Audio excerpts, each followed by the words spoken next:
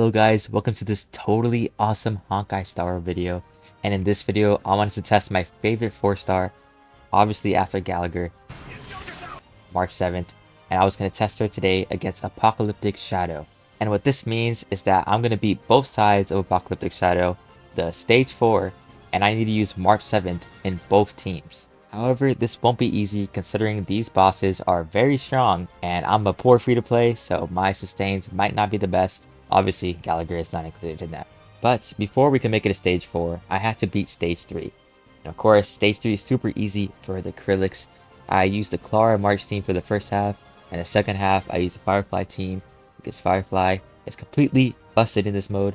And as seen in the montage coming in 5 seconds, it really wasn't that hard to take out.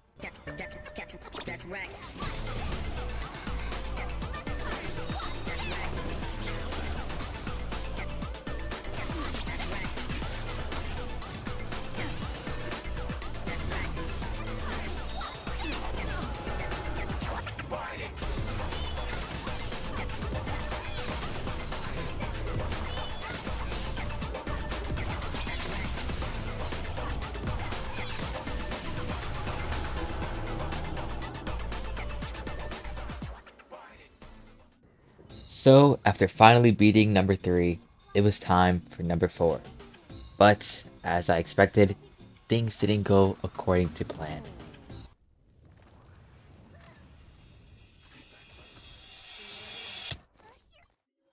Yeah, so it was pretty easy to get one-shotted in this mode, and unfortunately there's not much we can do about it. The only thing we could do is hope for a better RNG. And for some reason, I kept forgetting that on March 7th, you actually have to select the master at the beginning of the battle. So I started like a couple games, and I just basic attacked, and I had to restart every single one. Even so, I kept trying, even with half my team being frozen. But with a bit of luck on the damage running out, we were eventually able to do some actual damage here. March 7th does get frozen again, but Gallagher is here to cleanse, so no worries. Well, at least he would be if there wasn't like 17 other debuffs on March. But over here, she gets unfrozen, and we should finally be able to take out the 2 side guys, making some actual progress here. Another March 7 W.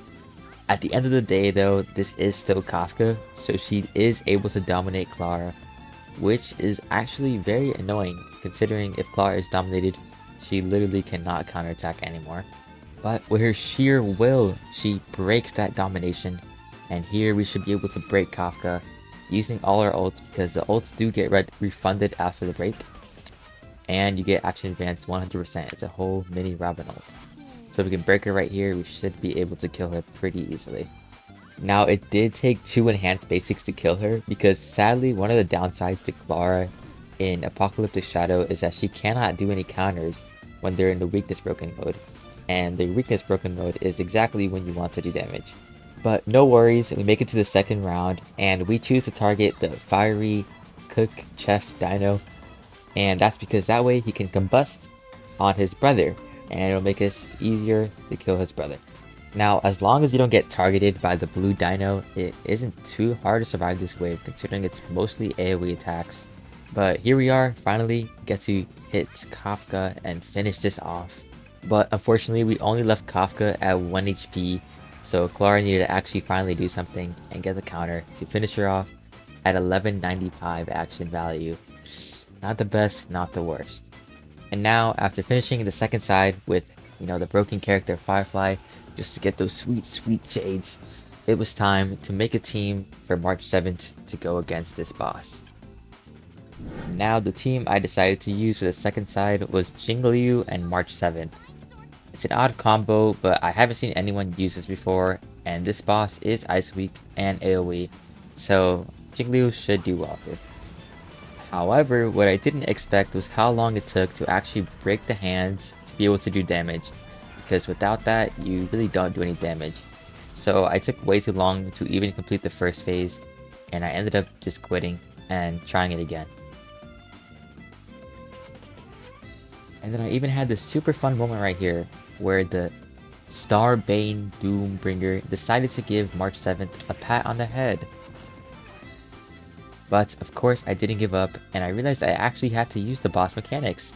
That way I could break the hands faster and do actual damage, because without breaking these hands, no damage is done at all. So I got to work breaking both the hands on the left and right, so that way Jinglu could actually do damage to them. And finally, we were able to actually break all the hands and get the Doomsday Beast down.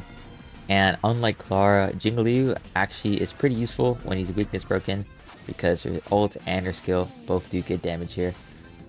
And after he gets to his second wave, it's time to do the same thing over again. Except this time now he has a super mega ultra beam, which is going to launch at us right now. See how much damage it takes.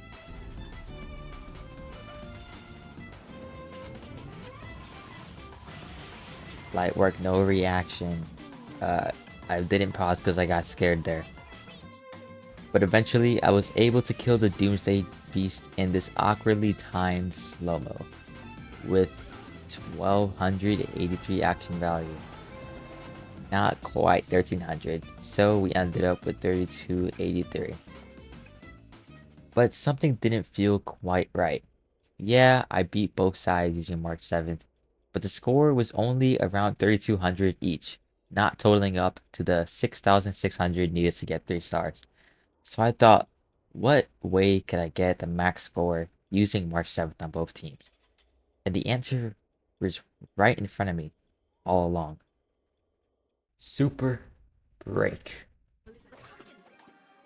Using the help of a particular raccoon, in combination with March 7th's super high toughness value, we could achieve super high numbers using Super Break. See what I did there? So now it was time to see if it would actually work.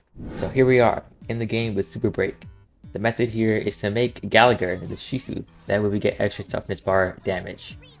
And we attack the fire weak enemy, because not only can Gallagher do break bar to this enemy, March 7th also can due to her passive.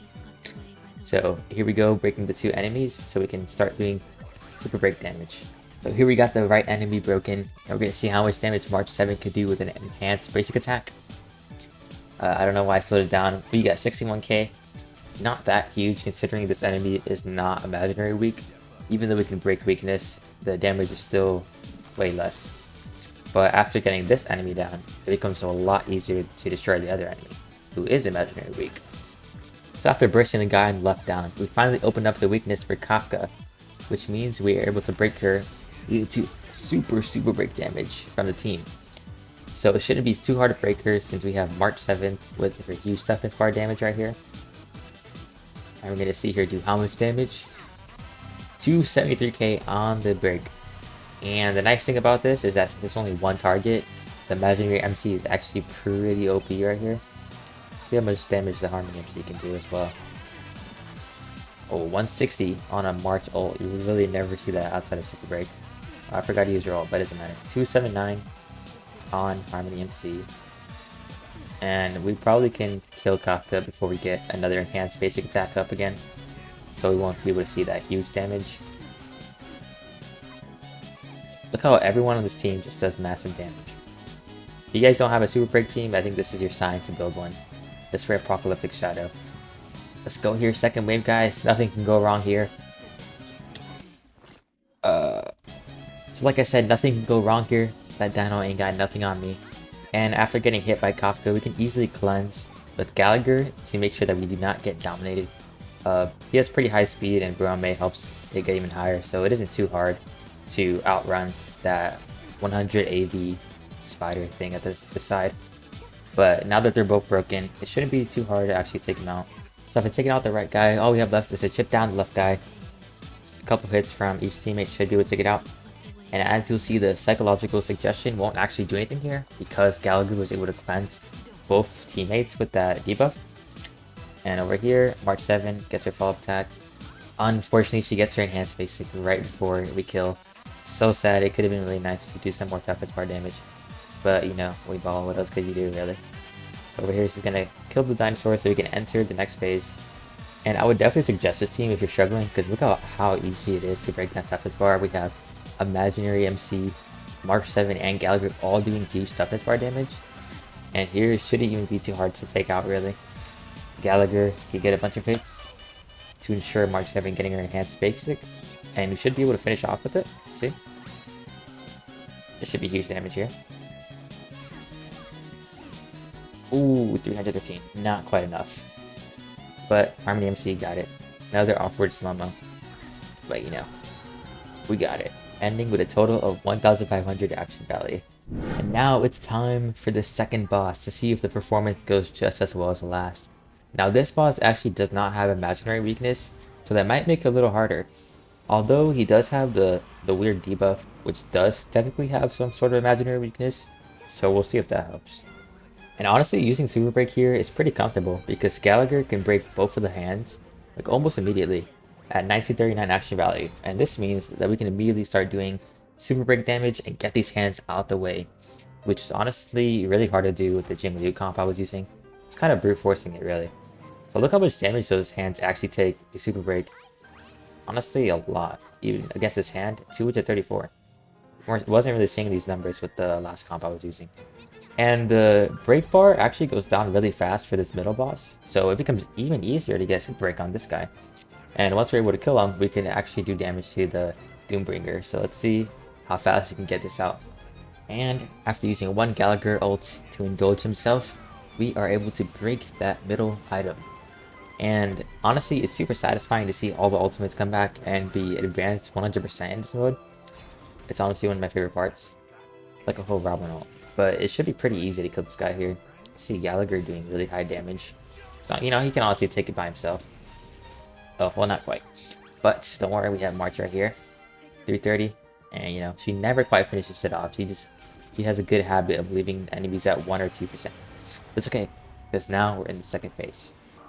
And this phase is honestly just a repeat of the last phase. Only difference is that he does his charge attack. But see if we can try to kill him before he does it. I don't think it's going to be possible, but don't worry, because Gallagher's here. And he should be able to heal the team up to full pretty easily. Let's see how much healing he has. Honestly pretty crazy with all the other utility he has. We're going to try to take out as many hands as we can. But weirdly enough, even if you break the hands at this stage, he can still use the hands to do the whole charge up attack.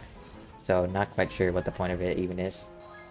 Now he's ready to do his blast. Let's see how much damage it does. Ooh, another no reaction. Oh, actually that was a big reaction. I think those little icons above their head make him do more damage. And I guess in prison or cause entanglement. So Omega, you know, a little low, not much to handle. But after that, that's pretty much it. Because he doesn't really have any more strong attacks after that if you're able to kill him here. And we should be able to kill him since he's broken. And now that Gallagher takes us to the second damage phase, let's see if we can kill him extremely fast here. March 7th is already going to use her enhanced basic. Let's see if she can actually finish him off for once, or if she's just going to continue to leave him at 1 or 2% and break the curse, please. I use ultimate and we need to make sure she kills here 60%. Surely she's got that. Slow it down. There we go. March 7th actually finishes it off to get us a total of 3,500 points. So if this didn't convince you to use Super Break, then I don't know what will. We managed to get a total of about 7,000 points using March 7th Super Break when you add up both sides. And the crazy thing about this team is that most of it is just free characters. March 7th, Gallagher, and Harmony Trailblazer. The only one you need to actually pull for is just Ruame. So I guess the moral of this story was, when things are going wrong, just use Super Break.